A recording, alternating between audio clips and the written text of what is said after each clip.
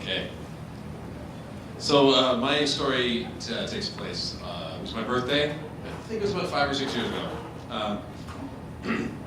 And my wife came up to me that day. It was a Saturday. And she said, look, everything's planned, everything's taken care of. I want you to have a really wonderful birthday. I'm going to drive, we're going to meet our friends, you're going to get wings. And until then, just enjoy yourself. And she handed me a couple of tall boys. So it's like, that's how my Saturday afternoon started off. It was perfect, you know, like and it was a beautiful May day, and I'm enjoying it. We were going to meet our friends at the restaurant, and but one of our friends, T, she decided to come and drive with us. It was easier for her. And she gets motion sickness, so she's sitting in the front seat of the car. I'm sitting in the back seat, the passenger side.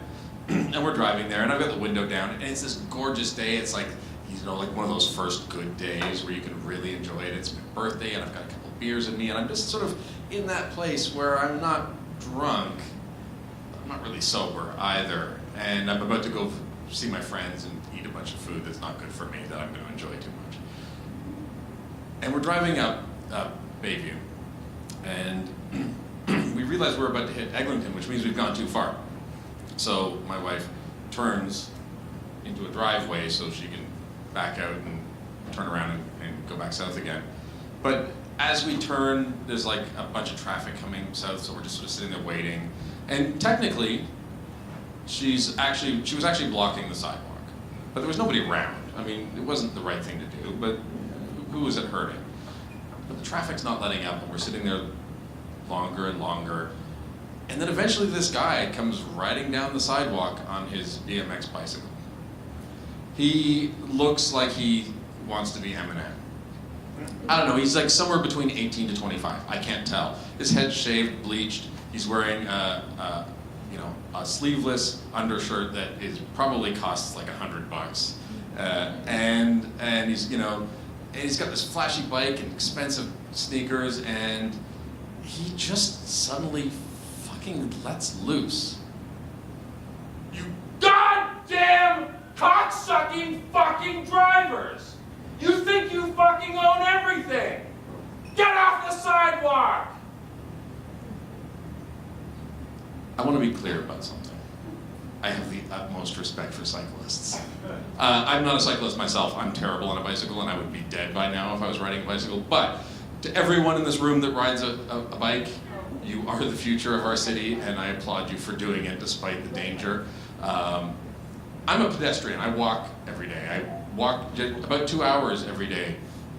And because of that, I encounter a small portion of cyclists that like to ride on the sidewalk as if they're going for a yellow jersey. And those guys, they bug me.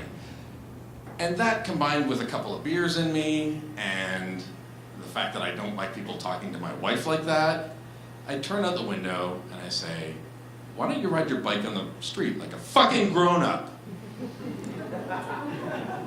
That's not ever a good idea. It's the wrong way to deal with things. The right way to deal with this situation was exactly what my wife did. She's the smart person, I'm the idiot.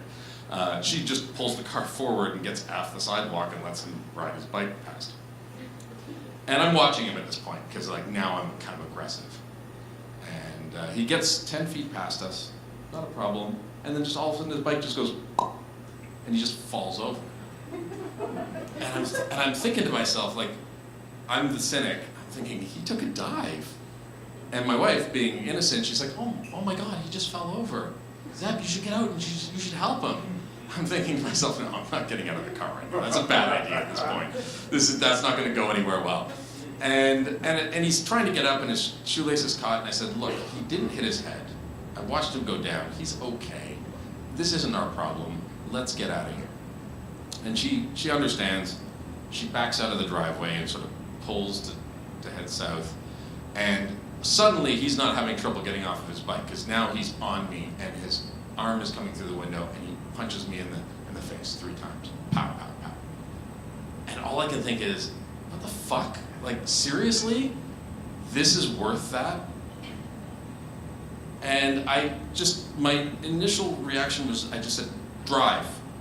Just get out of here. And my wife says, I can't. And I look up, and there's another one of these guys.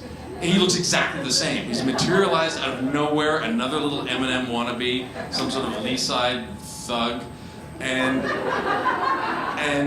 he's blocking the car, and we can't go anywhere. And as I'm looking at him, round 2 starts, and I take 3 shots to the side of the head. And I'm thinking, fuck, like this isn't gonna stop.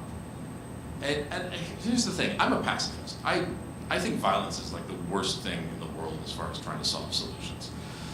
But when you're getting punched in the head, you hit a certain point where you think to yourself, this isn't gonna stop unless I stop it. And I'm at that point. So I put my hand on the door handle, and I put my hand on the seatbelt, and I undo it. And I wait for round 3 to start. Because I'm not a fighter. I wouldn't really know what to do in a fight. But I figure when he comes back in, I'm gonna open the car door into his face and give myself a bit of a head start. Because at this point, I don't think I'm necessarily in the wrong. I don't know what it was, he didn't come back. Maybe he saw it in my eyes, maybe he saw me take off my seatbelt. But he like retreated to the safety of his bicycle, and he keeps swearing. He's like, "You assholes, you fucking hit me with your car." And I said, no, we didn't hit you with our car. You took a dive. You're a chump. And he's like, "Fuck you, I'm gonna call the fucking police." And I say, "That's an excellent idea. You should do that." I say this, of course, knowing that T, sitting in the front seat, is already calling 911. And he just keeps swearing, and he slowly backs away, and his friend slowly backs away, and eventually we can leave, and we start to drive south.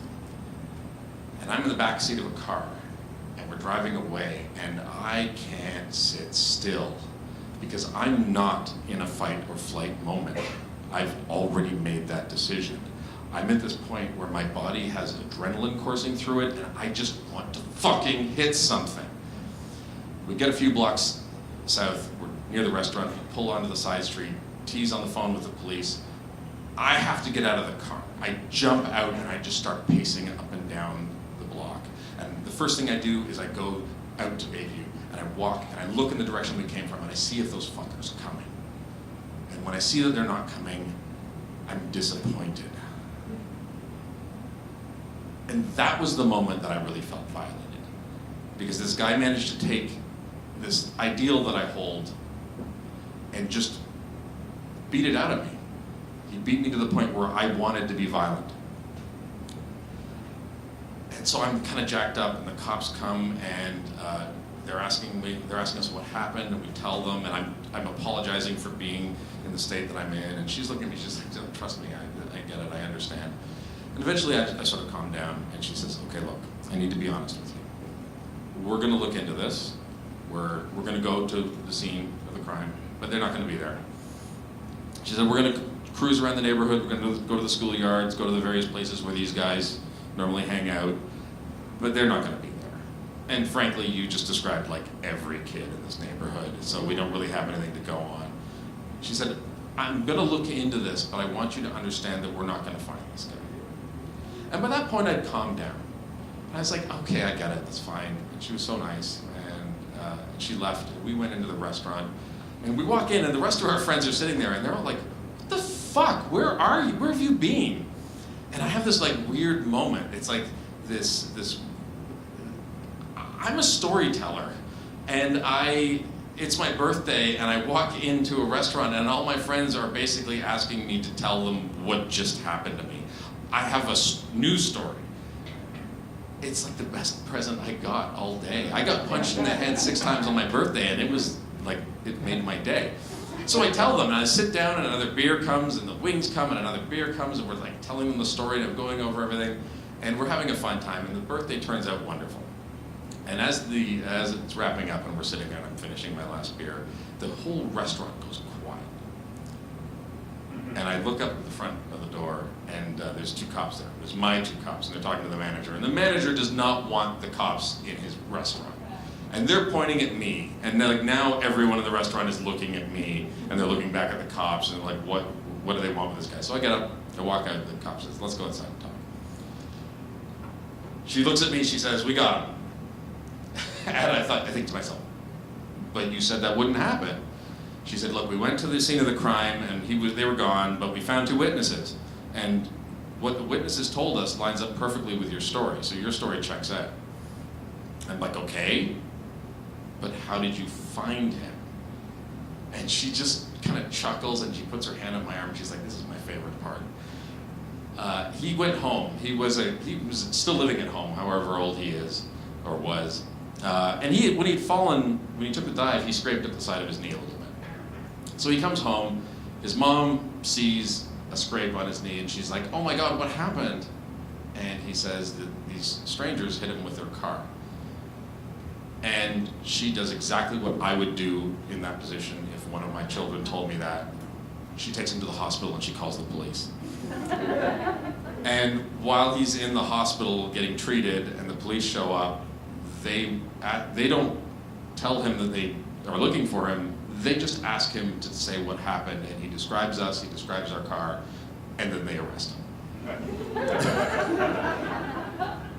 And the cop looks at me and she says, so the question just comes down to, are you going to press charges? And at this point, I'm fully drunk. And I'm thinking about it, and I look at her and I say, no, I don't think I do. She kind of gives me this weird look, and I say, let's just play this out a little bit. I see 2 things coming from pressing charges. One, he's going to get off with a slap on the wrist, and he's going to come back home, and he's going to have some extra street cred for his rich white thug friends. Or he's actually going to go to jail, and someone's going to teach this kid how to be a real menace to society. And I don't see how either of those situations serves any of us. And she just kind of nods knowingly, and I say, but you know what would be really cool?